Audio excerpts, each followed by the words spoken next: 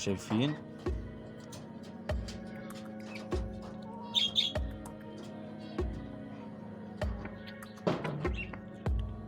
انت جعانة يا اختي؟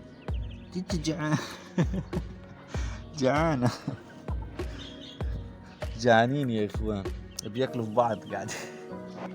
يلا تعالي تعالي تعالي، هاتي ولادك معاكي. طيب راجع بلادي انا واولادي. السلام عليكم ورحمة الله تعالى وبركاته. حبايبي رجعنا لكم في فيديو جديد. طبعا يا اخوان في الفيديو هذا حنعمل لكم اشي كثير كثير كثير حيفيدكم. طبعا يا اخوان بكل بساطة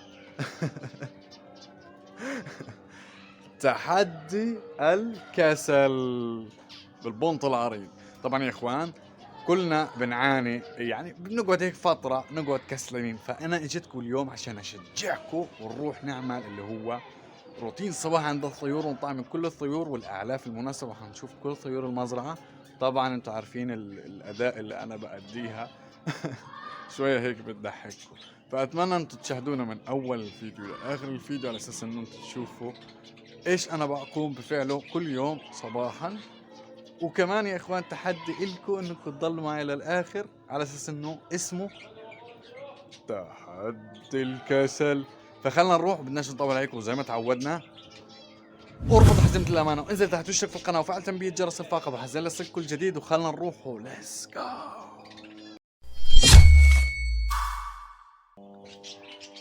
طبعا يا اخوان تحدي كسر الكسل. طبعا يا اخوان تحدي الكسل، هنروح نطعمي او نفطر طيورنا الصباح الباكر، نطمئن على كل الطيور في المزرعة. طبعا هذه من الحلقة اللي فاتت وهي متصندالي فوق. وين ابو الفيران؟ ابو الفيران خلص انت هيك 100%. يعطيك العافية. طب ما مليتش، ما قرفتش، ما زهقتش؟ ايه بكلمك. تمام يا اخوان، خلنا نشوف تحدي اللي هو الكسل. طبعا ليش بعمل لكم الفيديوهات هذه؟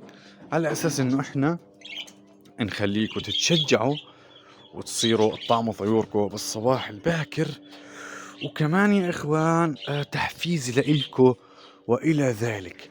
فخلنا على السريع نطمئن على طيورنا، وبعد هيك نقدم لهم اللي هو الوجبة الصباحية. ولكن قبل هيك خلنا نجيب طعام للكتاكيت الصغيرة، لأنه الكتاكيت الصغيرة مش هتتحمل. تعال نزلك أكثر فيك ثواب وأنزلك. بسم الله بسم الله. كركوري انزل انزل. تعال بس، تعال فهمني ايش كنت تسوي فوق. ايوه عالدار اجري. شرد رحت شرد يا اخوان. تمام، خلنا نشوف ايش معانا وايش حنقدم للطيور تبعتنا. طبعا معانا هان علف نمرة 2،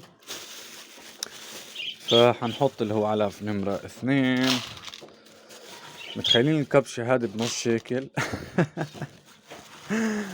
ما يعادل اللي هو 3 شيكل، ما يعادل اللي هو $1. يعني الكبشة بنص شيكل، يقسمها على 6 مرات $1. وحنحط كمان على فكرة هذا العلف ممكن انه هو القط ياكل منه. تعال كركور، تعال. شايفين؟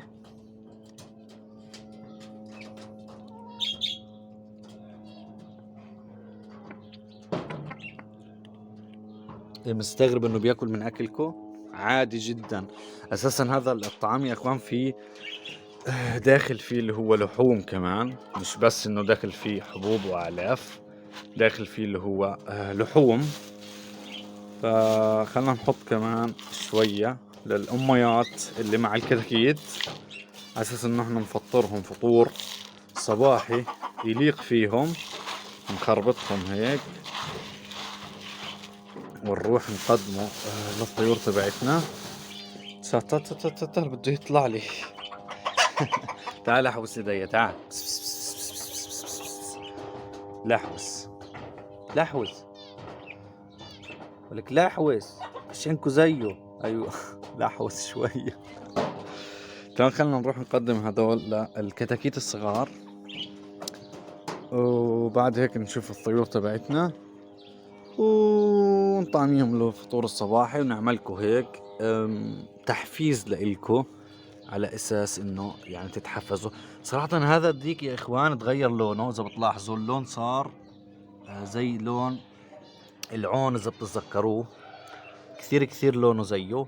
طبعا هذا فزاع يا اخوان، اخوه ولكن من ابو او ام ثانية زي ما شايفين. هذيك امه المهرجة، امه وزوجته بنفس الوقت، سبحان الله مش عارف كيف مش عارف. سبحان الله يا اخوان. تمام خلنا ناخذ اللي هو الكتاكيت الصغيرة الا وهي الدجاج والبط ونفطرهم، وبعد هيك نطمئن على الطيور، وبعدين نفطرهم الفطور الصباحي الصحي، ونعملكم هيك جولة على اساس يا اخوان تتحمسوا.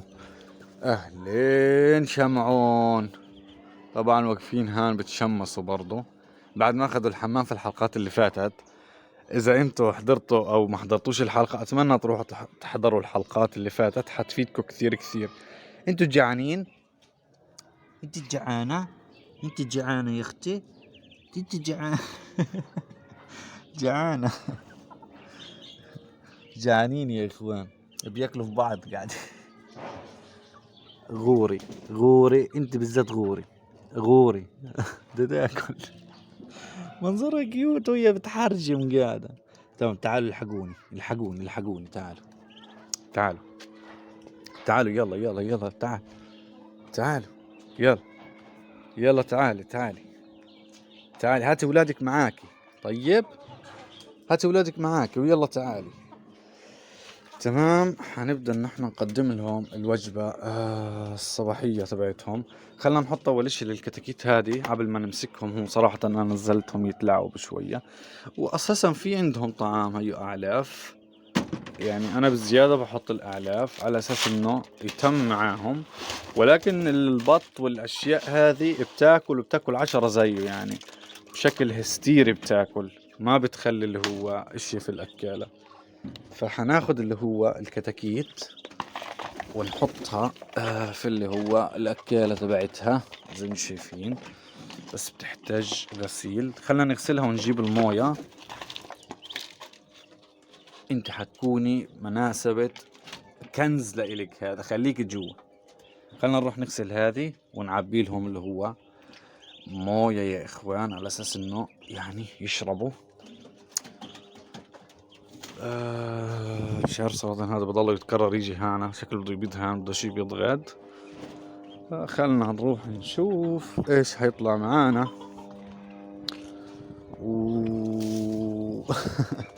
تمام يا اخوان خلنا نيجي نصلي على النبي في الأكم من الثانية هذول. اللهم صل وسلم وزد وبارك على سيدنا محمد. اللهم صل وسلم وزد وبارك على سيدنا محمد. اللهم صل وسلم وزد وبارك على سيدنا محمد. اللهم صل وسلم وزد وبارك على سيدنا محمد. اللهم صل وسلم وزد وبارك على سيدنا محمد. اللهم صل وسلم وزد وبارك على سيدنا محمد. اللهم صل وسلم وزد وبارك على سيدنا محمد. اللهم صل وسلم وزد وبارك على سيدنا محمد. اللهم صل وسلم وزد وبارك على سيدنا محمد. اللهم صل وسلم وزد وبارك على سيدنا محمد. اللهم صل وسلم وزد وبارك على سيدنا محمد. اللهم صل وسلم وزد وبارك على سيدنا محمد. اللهم صل وسلم وزد وبارك على سيدنا محمد. اللهم صل وسلم وزد وبارك على سيدنا محمد. اللهم صل وسلم وزد وبارك على سيدنا محمد. اللهم صل وسلم وزد وبارك على سيدنا محمد.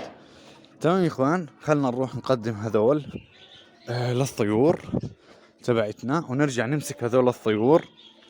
تخيلوا انتم معايا اللي صلى على النبي معايا قديش احنا كسبنا ثواب واجر، وان شاء الله يعني يوم اللي هو القيامة الرسول عليه الصلاة والسلام يتشفع لنا ويدخلنا معه الجنة. بسم الله. اللهم امين يا رب. تمام، خلنا نحط اللي هو هذا الطعام بالشكل هذا هيك، شايفين كمية كبيرة وحيخلصوها بنفس الوقت. صراحة هذه الوجبة الأولى، لسه الوجبة الثانية بعد العصريات. زي ما شايفين حنبدأ نحن نطلعهم. تمام يا اخوان، بعد ما حطينا الموية وحطينا لهم الطعام حنحط اللي هو الأنثى وحنسكر عليهم، وحنروح نجيب الكتاكيت الصغيرة ألا وهي كتاكيت الدجاج الكوشين القزمي. الله أكبر، أنت يا فوق يا تحت، أرسيلك عبر. مش عارف صراحة. خلنا نجيب الكتاكيت هذول، صراحة خايفين. خلنا نكمشهم ونحطهم في البيت يا إخوان. خلنا نجيبهم أول شي ندخلهم البيت. يلا فوتن فوتن فوتن جوا فوتن. هوب هوب هوب هوب هوب هوب. يلا يلا يلا يلا. بسم الله بسم الله. هذول عوامة معاهم، عوامة هود شوكليت سويد، والاخر تطلع عوامة. اساسا مين بروح على مطاعم اساسا. خلينا نمسكهم يا اخوان. بسم الله. تعالم تعالم بس تعالم. فوتن في طعام هان. ايه ماله بالعارض، وانا بحكي ليش داخل هان، بحكي ليش داخل هان. انت مكانك هان. كأنه انت عليك جن ولا ايش؟ مرة تحت ومرة فوق، ايش فيه؟ مالنا؟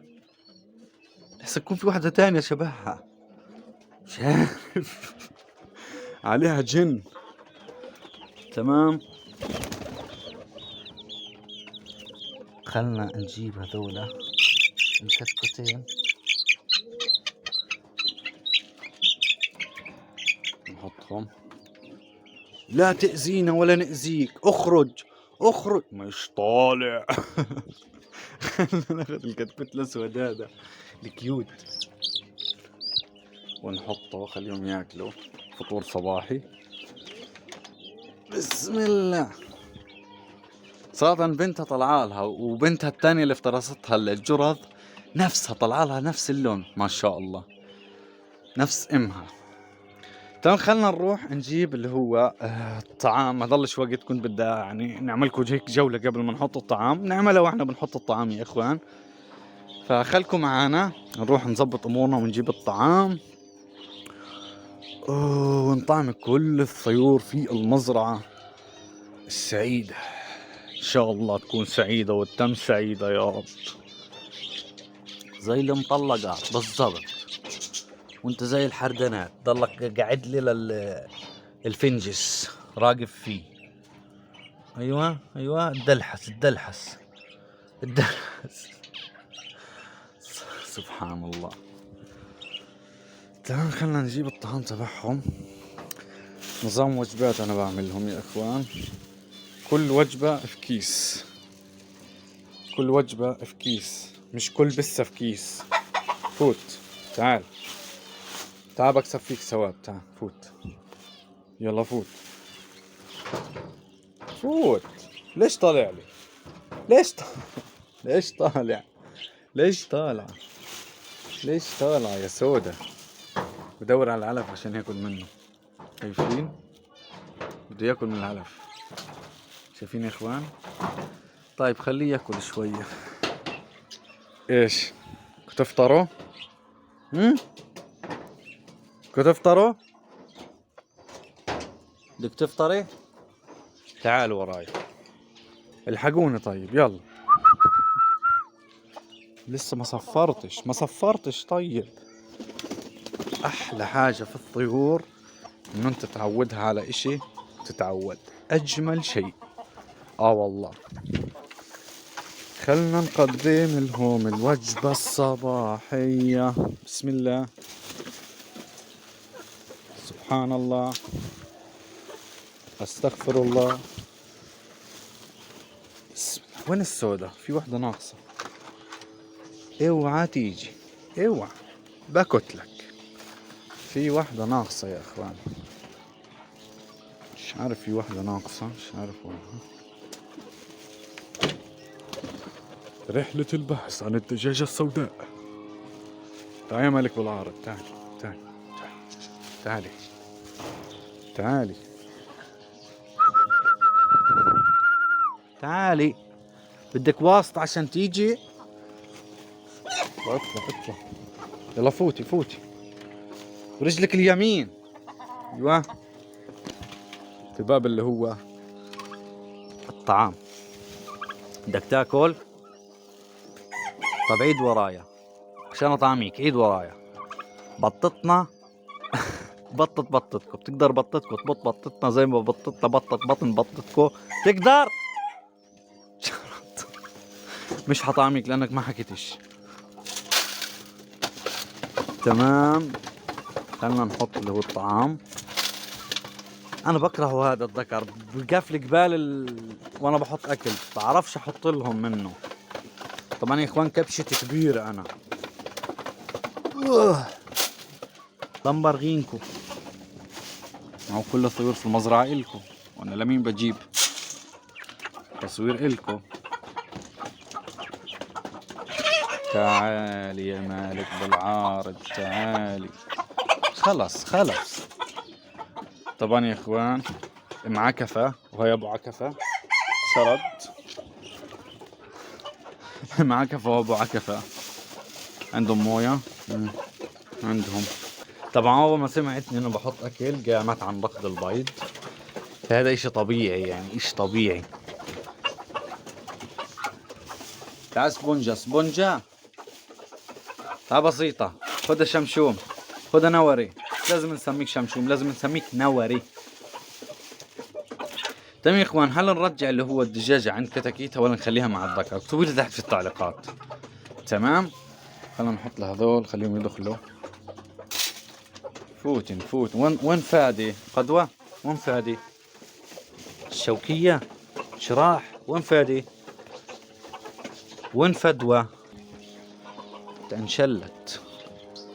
فادي وين؟ فوتي. مش عارف فادي وين راح يا اخوان. هندور عليه ونجيبه ونحطه. هو هان بتخبى ورا غاد في الحواري هذه. هلا هلا هلا هلا هلا هلا هلا ولا هلا هلا هلا. مش هلا. تمام، خلنا نحط لها غاد على اساس انه يا اخوان ما يجي الحمام وياكل اكلها. يا حبيبي مش هلا الك انت، استنى شويه يا ابو عكفه. تمام، اللي قال لي يا ابو ادم هذا مش ديك، هذا دجاجه، فهو ديك يا اخوان. تمام، دائما هيك بتسووا معايا. عابر وهو صغير قعدت تقولوا هذا دجاجه هذا بطه مش ديك، طلع ديك كسفكم. وفي ابنه كمان حكيته، في عابر الثاني حكيته هذا ديك مش ديك هذا دجاجة. روح غاد هي غاد طير. تم بس ايش الفنجس ولا الطيور الثانية. فما تمش معنا وقت في الحلقة، فعلى اساسك يا اخوان حقفل معكم الفيديو وحطعمل اللي هو الحمام والفنجس وادور على فادي وارجعه على القفص. فخلنا اقفل معكم الفيديو هيك بمشهد حلو للطيور وهي بتاكل في الشمس هنا. فخلنا نستدعيهم.